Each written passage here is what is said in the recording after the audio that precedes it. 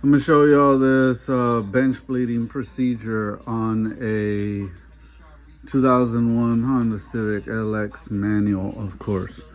So this is the original slave that was on it. Sorry, not the slave.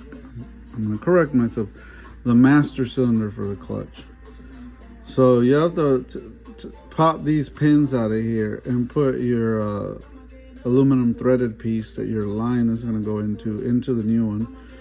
They will come with a new O-ring in it, so you'll use the new O-ring that it comes with. You'll attach your hose to it for your fluid reservoir, and then I would have this hose in the reservoir and I would pump it until I get nothing but fluid, no bubbles, and I get good pressure here. Again, this hose, I took it out of there. It was sitting in here with this full of fluid.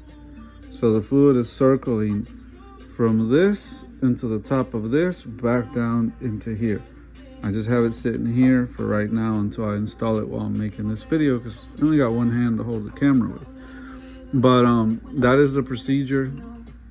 One hose, this hose going to the top of this with the lid off, filled to the top, and then the other the fluid will run from this hose into the top of there and then come back through this hose into here as you bleed. This is easier done in between two people, but it can be done by one person that's not holding a cell phone. You do the same bench bleeding, table bleeding, however you want to refer to it, with the master cylinder. The master cylinder has to come off before you put this on. This is the vehicle. It is, again, like I said, a D17 A1 Honda Civic. This motor's had a full rebuild, piston rings, the whole entire nine.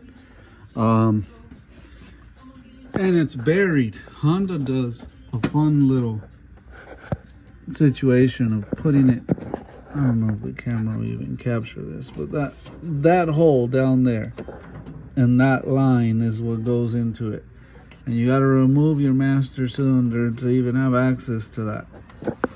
You can see the bottom of the master cylinder from here, but this lip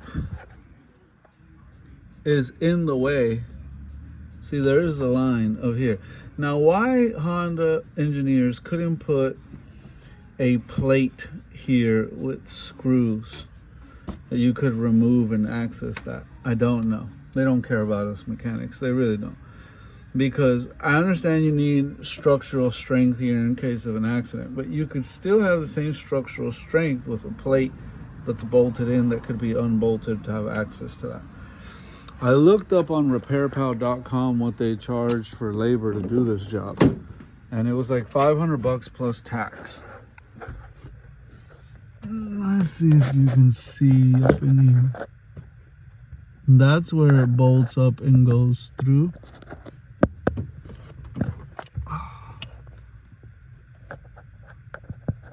It goes through there, and your pedal,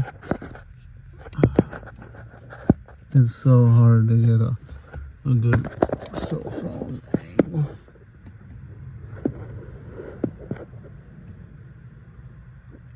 Your pedal will attach to it on the inside there. So it's not comfortable to lay in there. It's a 12mm bolt with a wrench, and I use that pick to get the clip off. There's a clip that attaches to it, and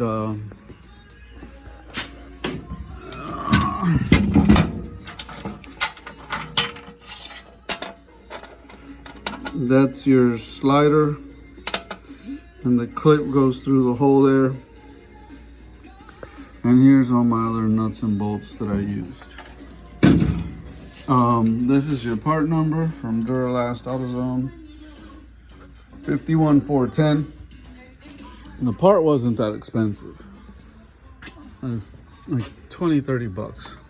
I tried to remove the windshield wiper cowl because I was hoping that I would also have access from the top here if I remove the windshield wiper assembly. If there was a cutout under here, you could also have access to it. But again, there's no cutout there. I don't mind removing. Let's see, it's really awkward to get it in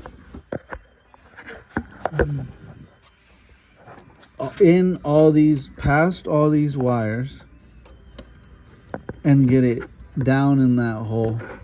You have this this metal lip in there,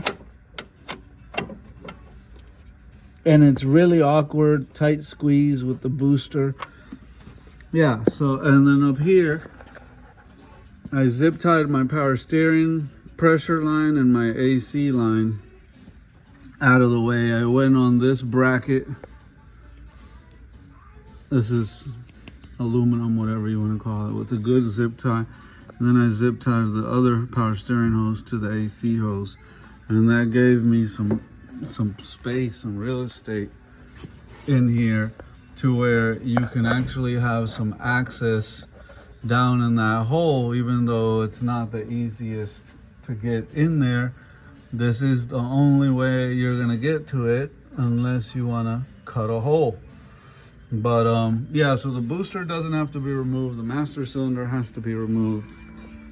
That's your part number. Make sure you bench bleed it. And you should have a strong clutch pedal again. This is the clutch master cylinder, and it feeds fluid from the clutch pedal to the clutch slave cylinder on the fork for the transmission down there. So when I was bleeding the slave, I could feel pressure at the slave when I pushed it with my hand, but I had no pedal pressure in the car, and that's where I knew the master cylinder was not getting pressure to the slave, but my hand was able to build pressure at the slave. So that's how you know you have a bad clutch master cylinder. This is 2001, so we're gonna speak very highly of Honda for a second and say from 2001 to almost 2024, right? So it's like we'll say 23 years. That slave, 23 years of just in and out on that clutch for 200,000+ miles. Honda makes good quality stuff. To get 23 years out of a slave cylinder is, I mean, how can you complain about that? But 23 years later, it is due for it. And I've seen some of them go longer if people are nice to them. This one, it was a young kid that was probably driving it hard, and stuff happens. And they had a kink in one of the lines that probably wasn't helping. But the point is, Honda makes these things real good, but when it's time to replace it, it's going to cost you $500+ tax to take it somewhere and have it done. If you think you can tackle it on your own, I hope this video gave you an idea of what you're getting yourself into.